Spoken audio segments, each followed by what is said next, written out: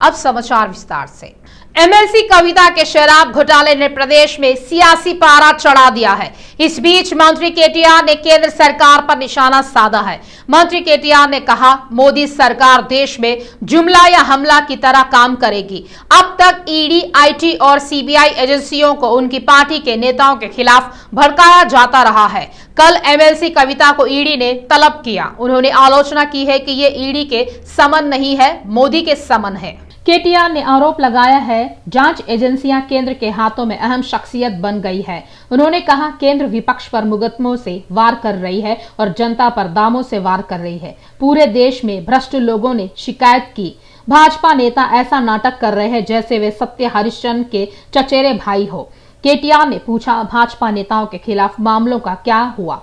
मंत्री केटीआर ने साफ किया, वह दिल्ली शराब घोटाले में मुकदमे का सामना करेंगे। हमारी एमएलसी कविता ट्रायल में शामिल होंगी। 9 मार्च को अन्य मंत्रियों के साथ बीआरएस पार्टी कार्यालय में एक मीडिया सम्मेलन आयोजित किया गया। इस मौके पर उन्होंने शराब घोटाले में कविता को ईडी के नोटिस दिए जाने का जिक्र किया। उन्होंने साफ किया, हमारे एमएलसी जांच का सामना करेंगे, वे पूछताछ में शामिल होंगे। एमएलसी कविता ने अनुरोध किया, ईडी के अधिकारी दिल्ली शराब घोटाला मामले में उनके घर आ सकते हैं। उन्होंने कहा, अगर ईडी घर नहीं आती है तो वह ईडी अधिकारियों के सामने पेश होंगी। उन्होंने याद दिलाया, ऐसे मामलों में महिलाओं से घर पर ही पूछताछ की जाती है। संभव ना हो तो वीडियो कॉन्फ्रेंस के जरिए पूछताछ करेंगे। लेकिन एमएलसी कविता ने स्पष्ट किया, उन्हें 11 मार्च 2023 को सुबह 11 बजे दिल्ली बुलाया गया था। एमएलसी कविता ने आरोप लगाया, सत्तारूढ़ भाजपा सरकार उन्हें परेशान करने के लिए ईडी का इस्तेमाल कर रही है। एमएलसी कविता ने आरोप लगाया है कि तेलंगाना में इस साल के अंत तक चुनाव है, इसीलिए प्रधानमंत्री मोदी ने उन पर निशाना साधा। उन्होंने कहा, देश में कहीं भी चुनाव हो, मोदी के सामने ईडी का आना आम बात है। लेकिन पता नहीं उनको क्या जल्दबाजी है, पता नहीं ये जो इन्वेस्टिगेशन दिल्ली एक्साइज पॉलिसी को लेके चल रही है, इसमें कौन सी आफत आने वाली है अगर हमें 2 दिन का और समय दे देंगे। उन्होंने कहा, नहीं आपको आना ही है। हमने कहा 10 मार्च को हमारा धरना है भाई, तो 11 को आ जाएंगे, तो 11 को बोले। लेकिन इस बीच में जो ईडी का और हमारा कम्युनिकेशन हुआ था, इसका मुझे आप सबसे शेयर करना है। देखिए, जब भी एनफोर्समेंट डायरेक्टरेट और या किसी भी इन्वेस्टिगेटिव एजेंसी एक वुमेन सिटीजन को इंट्रोगेट करना चाहती है, तो एक फंडामेंटल राइट वुमेन का होता है कि वुमेन के घर पे आके इन्वेस्टिगेट करें। और पूरा इसका लॉ में हमें सपोर्ट है वुमेन के लिए। और बहुत सारे कोर्ट केसेस भी हैं जिनमें जजमेंट वुमेन के तरफ आए। तो हमने ईडी को बीच में रिक्वेस्ट किया कि 10 तारीख को बाकायदा, अगर 11 तारीख को आपको इन्वेस्टिगेट करना है, हमारे घर पे आइए। अक्यूज किसी के साथ आपको इंट्रोगेट करवाना है तो उनको भी लेके आइए, घर में बैठ के इन्वेस्टिगेशन कर सकते हैं, क्योंकि लॉ हमें सपोर्ट करती है। उन्होंने कहा, नहीं आपको खुद चल के आना होगा। देखिए, मैं तो पॉलिटिकल लीडर हूँ, लकीली बाय गॉड्स ब्लेसिंग पूरा पार्टी हमारे साथ है, हमारे पास साधन है तो हम पहुंच सकते हैं।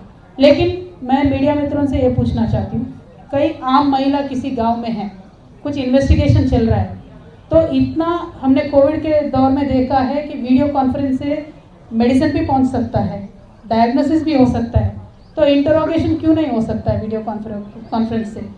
हम ज़रूर इस मुद्दे को टेकअप करेंगे। हिंदुस्तान में एक रेवोल्यूशनरी स्कीम आना चाहिए। व्हेन पुलिस और एनी डायरेक्टरेट और any agency wants to interrogate women, there should be a facility to be done by a video conference. इसके लिए हम आगे भी जाएंगे, सुप्रीम कोर्ट में हर जगह भी जाएंगे। It is not about me, it is for every common woman in this country. I want to take up this issue and we will further take up the issue. Now, when it comes to the original ED summon, we will completely side with them, support with them, because we understand the obligations of the government and the agencies. We will 100% support them. Today the question is, when we look at Telangana data, from last August, in fact from last June, Government of India has constantly been sending its agencies to Telangana. Now question is why? Because Telangana assembly polls are there in this November, December. So the modus operandi of BJP has been कि जहाँ भी election है वहाँ मोदी से पहले ED पहुँच जाता है। तो हमारे तेलंगाना में भी यही हुआ है। तकरीबन सारे बिजनेस हाउसेस पे, एक 500 प्लस बिजनेस हाउसेस पे आईटी रेड होता है। सीबीआई के रेड एक 100 होता है तेलंगाना के राज्य में। ईडी तो कम से कम 200 जगहों पे उन्होंने छापा मारा है और एनआईए एजेंसी ने 500 to 600 मिनिमम लोगों को बुला के उनको डरा के धमका के अलग अलग तरीके का काम वहाँ पे चल रहा है। मैं ये लोगों के सामने, जनता के सामने आज रखना चाहती हूँ, क्योंकि ये मेरे अकेले का मुद्दा नहीं है। हमारे खुद के पार्टी में मिनिमम 15-16 लोगों को, एमएलएस को, एमपीस को, मिनिस्टर्स को टारगेट करके अलग अलग केसेस में बुलाने का काम कर रहे हैं। तेलंगाना में विधायक कोटा एमएलसी प्रत्याशियों ने नामांकन दाखिल कर दिया है। देशपति श्रीनिवास वेंकटराम रेड्डी और नवीन कुमार ने आज सुबह खुद को नामांकित किया है। इस बीच एमएलसी उम्मीदवारों के नामांकन के लिए मंत्री हरीश राव, प्रशांत रेड्डी, मल्ला रेड्डी और तलसानी श्रीनिवास यादव मौजूद थे। सभी ने मिलकर गन पार्क शहीद स्तूप पर शहीदों को श्रद्धांजलि दी। विधान परिषद में नामांकन दाखिल करने के बाद देशपति श्रीनिवास और के नवीन कुमार ने बीआरएस पार्टी के मुख्यमंत्री के चंद्रशेखर राव से प्रगति भवन में मुलाकात की। आज होने वाली तेलंगाना कैबिनेट की बैठक में राज्यपाल कोटा एमएलसी उम्मीदवारों को अंतिम रूप दिया जाएगा। कैबिनेट की मंजूरी के बाद प्रत्याशियों की फाइल राज्यपाल तमिलिसाई सौंदरराजन के पास जाएगी। राज्यपाल कोटा एमएलसी की दौड़ में आलेरू पूर्व विधायक बुदीड़ा भिक्षय्या गौड़, पूर्व मंत्री तुम्मला नागेश्वर राव, बीआरएस नेता दासोजू श्रवण, पीएल श्रीनिवास शामिल है। यह विश्वसनीय जानकारी है। राज्यपाल कोटा एमएलसी को बीसी और अन्य सामाजिक समूहों से बदल देंगे, क्योंकि विधायक ने 3 ओसी को एमएलसी के रूप में मौका दिया है। दिल्ली शराब घोटाले की घटना को लेकर सीएलपी नेता भट्टी विक्रमाकर आग बबूला हुए। उन्होंने सवाल किया, तेलंगाना का शराब घोटाले से क्या लेना देना है। बीआरएस और बीजेपी के सभी नेताओं ने शराब घोटाले में कविता का नाम लिया और कहा यह कहना सही नहीं है, यह तेलंगाना का अपमान है। यह सुझाव दिया गया है, कुछ नेता ऐसी टिप्पणियां कर रहे हैं जो तेलंगाना के लोगों और उनकी भावनाओं को भड़काते हैं और उनसे बचना बेहतर है। तेलंगाना जेएसी के प्रोफेसर कोदंड राम ने कहा, कविता की गिरफ्तारी को तेलंगाना की समस्या के तौर पर पेश किया जा रहा है। कविता की गिरफ्तारी तेलंगाना के लोगों की समस्या नहीं है। उन्होंने कहा है कि तेलंगाना के लोग बेरोजगारी और ऊंची कीमतों से पीड़ित है। कविता के विषय को तेलंगाना से जोड़ना इन तीनों के लिए सत्ताधारी दल का धर्म है।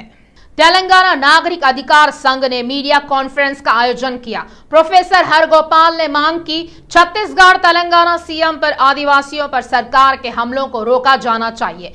11 जनवरी 2023 को नागरिक अधिकार आयोग ने छत्तीसगढ़ के दक्षिण बस्तर, किस्ताराम और पामेड़ इलाकों में हुए बम हमलों पर तथ्यान्वेष किया। उन्होंने सरकार से शांति वार्ता करने को कहा। सरकार आदिवासियों के बुनियादी अधिकार छीन रही है। उन्होंने पूछा, उन पर हमला करने की क्या जरूरत है। वह तेलंगाना और छत्तीसगढ़ की सीमा पर आदिवासी गांवों पर ड्रोन बम हवाई हमले की निंदा करते हैं। माओवादियों ने कहा, आदिवासी कोई नई लड़ाई नहीं लड़ रहे हैं, वे आदिवासियों के साथ मिलकर लड़ रहे हैं। उन्होंने चेतावनी दी, खनिज संपदा को लूटने के लिए इस तरह के हमले करने के लिए सरकार के पास कोई बहाना नहीं है। सरकार आदिवासियों को विकास और बुनियादी सुविधाएं देना चाहती है, क्योंकि राज्य में फांसीवाद का शासन चल रहा है। स्कूल शिक्षा अधिकारियों ने कहा है, प्रदेश के स्कूलों में इस महीने की 15 तारीख से 1 दिवसीय कक्षाएं शुरू हो जाएगी। कक्षाएं सुबह 8 बजे से दोपहर 12 बजे तक चलेंगी। यह घोषणा की गई है। इस शैक्षणिक वर्ष का अंतिम कार्य दिवस 24 अप्रैल होगा और गर्मी की छुट्टियां 25 अप्रैल से 11 जून तक जारी रहेंगी। रचगोड़ा पुलिस कमिश्नरेट के बालापुरा में दर्दनाक हादसा हो गया। अज्ञात हमलावरों ने एक 18 वर्षीय युवक की चाकू मारकर हत्या कर दी। घटना युवक के घर के सामने हुई, लेकिन युवक की चीख पुकार सुनकर परिजन दहशत में घर से बाहर निकल आए। हमलावर वहां से फरार हो गए। इलाज के लिए उस्मानिया अस्पताल ले जाते समय रास्ते में युवक की मौत हो गई। माता पिता शोक से व्याकुल हो उठे। सरकार हैदराबाद महानगर में पैदल यात्री सुरक्षा के लिए प्राथमिकता प्रदान कर रही है। एचएमडीए सबसे बड़े चौरस्ता उप्पल सर्कल में से एक में स्काई वॉक का निर्माण कर रहा है। यह आकाश जो अंतर्राष्ट्रीय मानक के साथ बनाया जा रहा है, अंतिम चरण में पहुंच गया है। स्काई वॉक कुछ दिनों में उपलब्ध होगा। मेरचल जिला घटकेसर पुलिस स्टेशन अंतर्गत अन्नोजीगुड़ा में शराबियों ने हंगामा खड़ा कर दिया है। नवोदय स्कूल के पास सड़क किनारे शराब पी रहे रास्ते में आने जाने वाली लड़कियों व महिलाओं से अभद्र व्यवहार किया जा रहा है। यह हैदराबाद शहर के बीचों बीच एक इलाका है, लेकिन वहां के सरकारी कॉलेज में सुविधाएं खत्म हो गई है। लगभग 700 छात्रों के पास केवल एक शौचालय है। पिछले कुछ महीनों से वहां के छात्र न्यूनतम सुविधाएं देने के लिए आंदोलन की राह पर है, लेकिन कोई नतीजा नहीं है। हालांकि राज्य के हाईकोर्ट ने केवल एक शौचालय की उपस्थिति पर नाराजगी व्यक्त की है। इस क्रम में इस कॉलेज सहित तेलंगाना के सरकारी शिक्षण संस्थानों में सुविधाओं के सृजन पर सरकार को 25 अप्रैल तक रिपोर्ट देने का निर्देश दिया गया है। रंगारेड्डी जिला मीरपेट में अंतर्राष्ट्रीय महिला दिवस मनाया गया। नगर निगम के 31वें मंडल में लियो केयर फाउंडेशन के तत्वावधान में समारोह आयोजित किया गया। एलबी नगर डीसीपी साई श्री, फिल्म अभिनेता मधुमिता मुख्य अतिथि के रूप में कार्यक्रम में शामिल हुए और ज्योति प्रज्वलित कर कार्यक्रम की शुरुआत की। एलबी नगर डीसीपी साई श्री ने बात की। डीसीपी साई श्री ने कहा, लियो केयर फाउंडेशन का महिलाओं के स्वरोजगार बनने और आर्थिक रूप से बढ़ने के प्रयास बहुत अच्छे हैं। इस मौके पर उन्होंने महिला दिवस पर महिलाओं को शुभकामनाएं दी। फिल्म अभिनेत्री मधुमिता ने इस बात पर प्रसन्नता व्यक्त की। आज के समय में महिलाएं सभी क्षेत्रों में उत्कृष्ट प्रदर्शन कर रही है।